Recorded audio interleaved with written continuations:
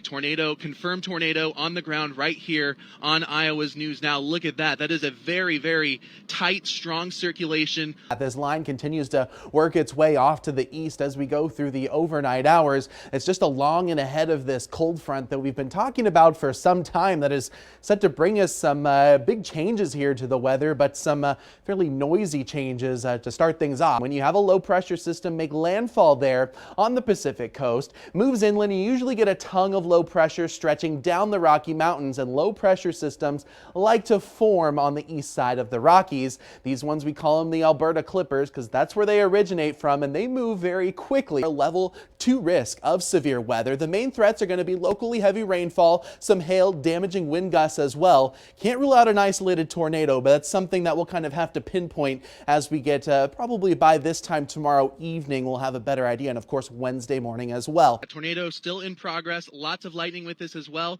Again, the condensation not always making it to the ground, but visibly we can see that circulation all the way down to the ground. Also a very quiet month. In fact, it's been a quiet start to the year. Only 19 warnings, severe thunderstorm or tornado, have been issued across the state since the beginning of the year. That is the lowest to date in the last 35 years. Now, when the temperature equals the dew point, that means we have 100% relative humidity, but not all humidities are created equal. This is what we call the saturation vapor pressure. Basically, it's a graph showing the amount of water the atmosphere can hold at certain pressure. Eventually, you drive the temperature down as well, and that starts bringing snow down to the surface. So this time, we're not bringing cold air in from somewhere else. The system kind of creating its own cold air as this system develops. The Heartlanders get going right here at Extreme Arena on October 22nd.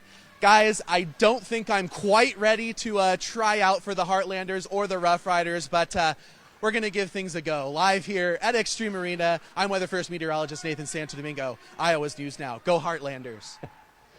Hey, keep that shot up. We got to make sure you can actually skate the ice, right?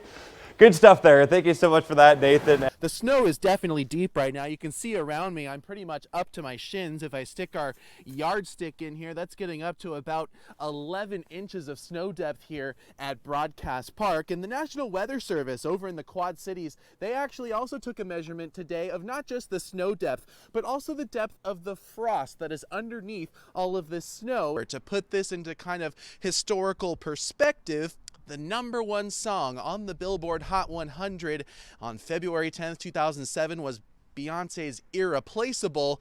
And another historic event that happened that day, Barack Obama announced his candidacy for president and then visited Cedar Rapids at Kennedy High School to meet with some of his supporters. So it has been quite some time since we have been this cold here in eastern Iowa. One of the first things that I learned when I moved to the Midwest is that it is important to protect your pipes, keep them warm, and your water running.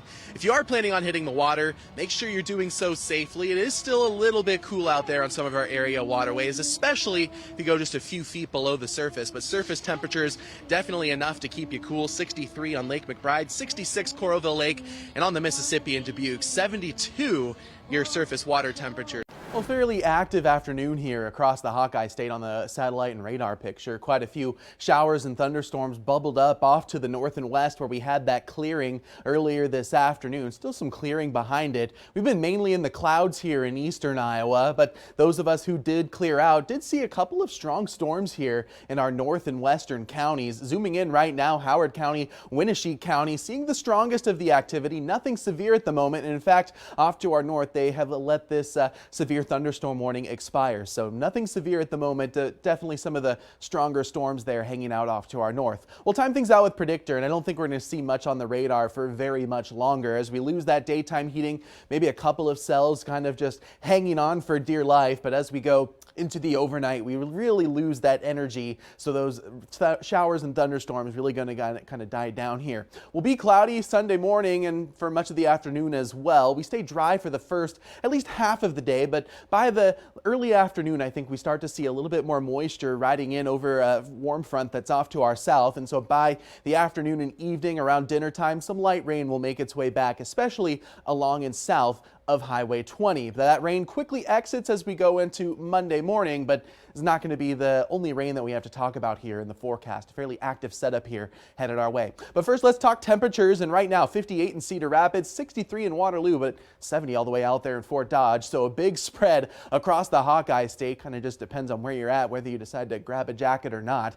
It's been a very cool first half of May. Temperatures running over 2 degrees below average for high temperatures in the afternoon. Remember, we usually see 7 70-degree days or warmer. So far, the first half of this month, only 2, but I think we're going to start adding to that going forward. Not quite yet tomorrow. We're getting up into the upper 60s, maybe a chance we touch 70. Again, mostly cloudy skies, and those showers do move in as we go into the evening hours. As we look ahead towards this week, we start to see big area of low pressure setting up over the western United States, and that typically means that things start to get more active. The Gulf of Mexico pumping in a lot of moisture into the central United States, and because of that, the rainfall forecast really reflects that, becoming pretty active across the central United States, even pushing up here into the upper Midwest. Gonna have to watch it closely, kind of some day-to-day variations, but expect a lot of chances of showers and thunderstorms here going forward.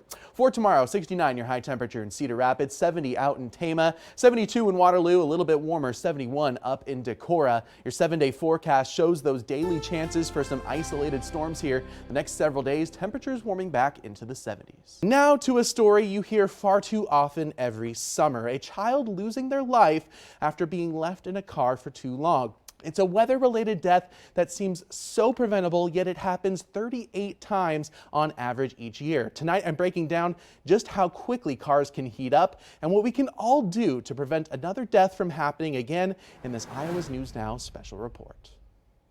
It's hard to believe that that over the last 23 years, we've had 886 fatalities. It's a question asked on average over 36 times a year. How was a child allowed to be left alone in a hot car? There are very successful parents who just have a change in routine and end up forgetting their child in the vehicle just because they're not used to having taken the child to daycare or taking the child to school. This change of routine can be deadly. 53% of pediatric vehicular heat stroke fatalities are caused by the caregiver forgetting they had a child in the car or simply losing track of time. Cars can heat up very quickly, and for children especially, their bodies heat up 3 to 5 times faster than adults' bodies. On a typical eastern Iowa summer day, outdoor temperatures can reach into the mid-80s quite easily. But inside the car, temperatures after only 10 minutes can be as high as 104 degrees, and after 30 minutes, they can be over 120.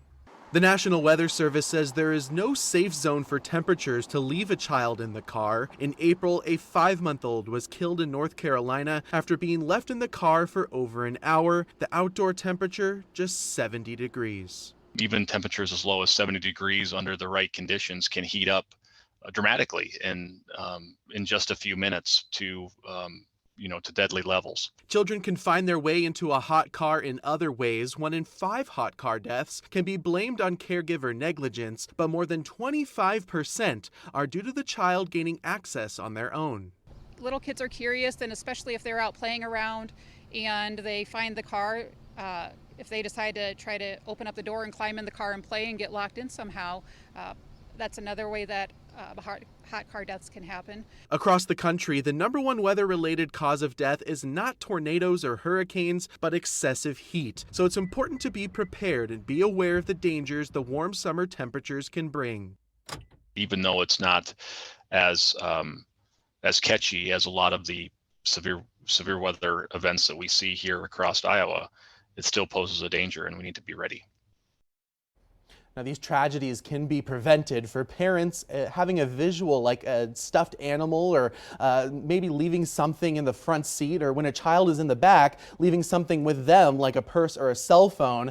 Remember to always look before you lock and keep your car locked at all times so kids can't get in on their own. And lastly, if you see a child or pet or really anyone alone in a locked car, CRPD says not to break the window on your own. Call 911, and officers and firefighters will be there within minutes to get them out. To learn more about keeping you and your family safe this summer, visit my web story on our website, iowasnewsnow.com.